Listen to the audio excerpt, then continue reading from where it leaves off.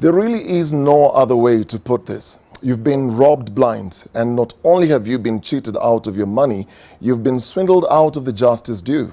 In a spit in the face, the parties liable for this daylight robbery were rewarded with cushy government postings, laughing all the way to the bank as you're left 800 million shillings out of pocket and 200 million shillings in debt, having paid 10 times over the value of the notorious mobile clinics parked in a yard in Miritini, Mombasa. NTV's Olive Barrows sheds more light on this gross miscarriage of justice. You're looking at a cool 800 million shillings wasting away. Well, actually, if we are honest, it's more like 100 million shillings, each unit having actually cost 1.4 million shillings, but for which you forked out a staggering 10 million shillings. And that's not even factoring in the depreciation or the 600 million shillings the Ministry of Health says it will cost to get the containers up and running. Had you taken the same 800 million shillings and done as little as deposit it in a basic savings account for the 4 years these so-called mobile clinics have been lying idle, it would have laid a handsome nest egg by way of interest. And that's not even taking into consideration the health benefits that are lost on account of the greed that turned these shells that have been ironically dubbed clinics into a money pit. But how do we give out 600 million for consumables and personnel when the containers are lying in Miritini? As a committee, we are not going to agree. We are here and concerned because we represent people who are sick and dying. And it is unbelievable that 800 millions could have been used here 3 years ago, and these things are lying here. Now, even if they are removed to their various destinations, they will not be fitted as a clinic because all the consumables have expired.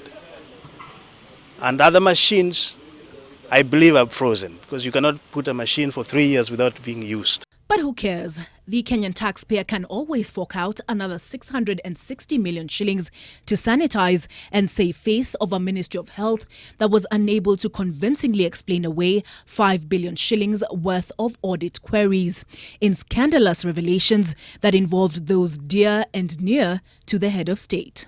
The details of the 5.3 billion shilling scandal are beginning to raise doubts on the president's innocence. Someone to cast doubt on our integrity for unnecessary political mileage and exciting the public on false allegations is totally unacceptable. Mr. Kagame took his own brother to jail, and we would go to visit him on the weekends in jail. Say, yes, but you wrong the country, and this is where you belong. That's when you will be able to rein in this animal called corruption. But there has been no jail time for the accounting officers in the Ministry of Health since Bernard Mushere blew the whistle on the misappropriation of funds at the Ministry of Health. Instead, Nicholas Muraguri, who was the PS Health at the time, was transferred to the lucrative Lands Ministry. And his supervisor at the time, CS Cleopas Milo, is now Kenya's permanent representative to the United Nations in Geneva.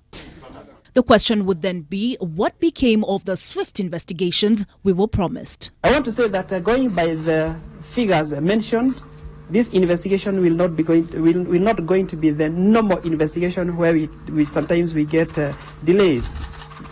We hope that in the next 1 month we should be able to have concluded some of the investigations and made our findings public in the normal way. Needless to say, investigations into the mobile clinics drag on as Mubia prepares to take up a posting as Kenya's ambassador to Dublin. And so the expensive charade continues. This was an issue which was under their investigation. They have not told Kenyans what they found, who are capable, who are supposed to be taken where. This story of fighting corruption and whereby we are just trying to cosmetic, it is not going to work for this country. How would you go on funding? Yes. A bottomless pit? 3 years, no service has been found from these items. Olive Barrows, NTV.